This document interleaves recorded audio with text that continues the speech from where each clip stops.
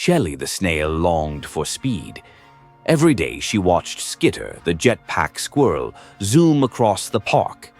"Oh, to fly," she sighed. "Why so glum, slowpoke?" Skitter grinned, zipping by. "I wish I could go fast," Shelley said.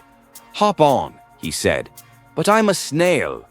"Perfect," Skitter strapped her on, and whoosh, they soared over trees and puddles. "Whee!" Shelley cheered. Suddenly, jammed controls. Spiraling down, Skitter panicked. Shelley stretched out, splat, and caught a lily pad, gliding them safely down. "Whoa, Bim," Skitter said. "You saved us." Shelley smiled. "Slow and steady's got moves too." Zeke never liked his backyard. "It's boring," he sighed. But one morning he spotted a strange vine curling up the fence. It shimmered like soap bubbles. "Weird." He poked it, and pop, a giant bubble grew from the vine and swallowed him whole. "Whoa!" Zeke floated up, the bubble carrying him over rooftops. "Okay, this is not boring anymore." He laughed higher and higher.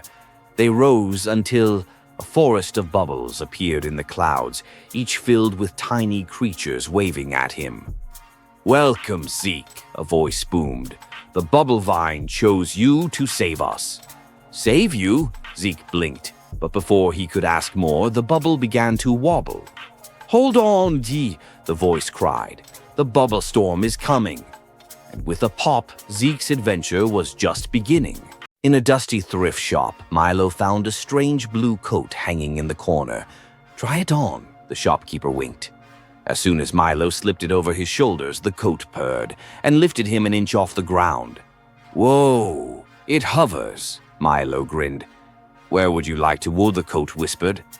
Milo thought hard. Somewhere no one's been before. With a flutter, the coat soared out the door, over streets, past clouds, higher and higher. They zipped through rainbow storms and cotton candy skies until they reached a floating island with doors hanging in midair. "Choose a door," the coat said softly. Milo reached for a shimmering silver one. But suddenly all the doors began to glow. "Each leads to a different adventure," the coat whispered. "But you can only pick one tonight." No one knew where he came from. One morning, a small boy made entirely of marshmallow walked into Sweetville, his sugary footsteps sticking to the cobbled streets. "I'm Max," he said softly, "and I'm melting." The townsfolk gasped. Max's arms were drooping in the warm sun. Baker Bella rushed forward. "Quick, we need shade." But as umbrellas popped open and ice cream trucks circled him, Max's smile faded. "I wasn't always marshmallow," he whispered. "A wish, a shooting star, now I'm stuck like this." A curious sparkle glinted in his gooey eyes. "But maybe, just maybe, someone here knows how to turn me back." And as the town gathered, little Max lifted a sticky hand toward the old candy clock tower. "We've got until midnight before I melt completely." In the heart of Willow Jungle, fierce Roarclaw the tiger prowled, feared by all. But one day something tiny landed on his nose, a bumblebee. "Shoo!" he growled, crossing his eyes to see it. But the bee didn't buzz away. "I'm Buzzleen," it said, wings shimmering. "And you, sir, need my help." Roarclaw scoffed. "I'm the king of this jungle." But Buzzleen buzzed closer. "A storm's coming, a flood, and only I know the way to higher ground." Thunder rumbled in the distance. Roarclaw hesitated, then nodded. "Lead me." And so the mighty tiger followed the tiniest guide, weaving through secret tunnels and hidden paths as the skies darkened. Behind them, water rushed. Ahead, hope glimmered. "Why are you helping me?" Roarclaw finally asked. Buzzleen smiled. "Because even the strongest need a friend." In a quiet workshop, Rusty the robot stared at a blank wall. "I wish I could paint," he sighed, "but my My hands are too clunky." Suddenly, a tiny bee with a paintbrush for a tail buzzed in. "Need help?" she asked. Who are you?" Rusty blinked. "I'm Beely, the painter bee. I make colors where there's none." She zipped him around, splashing blues and yellows across the wall. "Wow," Rusty gasped. "Teach me." "Sure," Beely grinned, guiding his metal fingers. Slowly, Rusty dipped into paint and made his first stroke, then another, and another. Together, they painted swirling galaxies, dancing stars, and shining suns.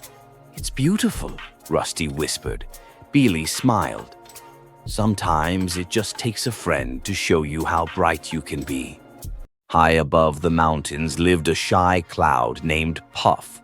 He watched big clouds make thunder and lightning. "I could never do that," he sighed. One day the sun said, "Puff, the garden below needs rain. Can you help?" "Me, I'm too small," Puff said nervously. "Please," the sun smiled. Puff floated down, took a deep breath, and let out a soft drizzle. Flowers perked up. Trees smiled. "More, Puff," said the sun. He rained just enough to refresh the garden. Back home, the big clouds cheered. "Look who made rain today." And Puff felt big for the very first time. In a dusty attic, Dostella found a pair of old sneakers glowing faintly under moonlight. She slipped them on, and they hummed. Suddenly, she floated an inch above the floor. "Cool," she laughed, twirling. But then, the sneakers sprinted out the window. "Hey, who's driving these? Bishasadas by Moma doors," she shrieked as they dashed across rooftops and over fences into the sleeping city. The sneakers stopped before an old shoe store. Inside, shelves shimmered with glowing shoes. "You're the chosen walker," whispered a voice. A tiny cobbler stepped out, smiling. "These sneakers only fit those meant to walk between worlds." Dostella's eyes widened. "Worlds?" the cobbler nodded. "Tonight we need you." And as the sneakers laced themselves tighter, Dostella stepped forward, ready for an adventure she never imagined. Deep under Clover Hill, 3 bunnies, Nibbles, Thumper, and Tilly, peeked out of their burrow. "It's gone," Tilly gasped. The moonstone, the glowing gem that lit their tunnels, had vanished. Without it, the warren would fall into darkness. "We must find it," said Nibbles, stuffing carrots into a satchel. Their journey began under starlight, hopping past sleepy owls and whispering winds. Suddenly, paw prints, big ones, led into the foggy woods. "Something took it," Thumper gulped. Bravely, they pressed on, their ears twitching at every crackle. At the heart of the woods stood a towering badger holding the moonstone. "I borrowed it for my sick cub," he rumbled. The bunnies huddled. "Maybe we can share it?" Tilly offered. And as the moonstone's glow lit both burrows that night, the 3 brave bunnies learned that sometimes courage meant kindness too.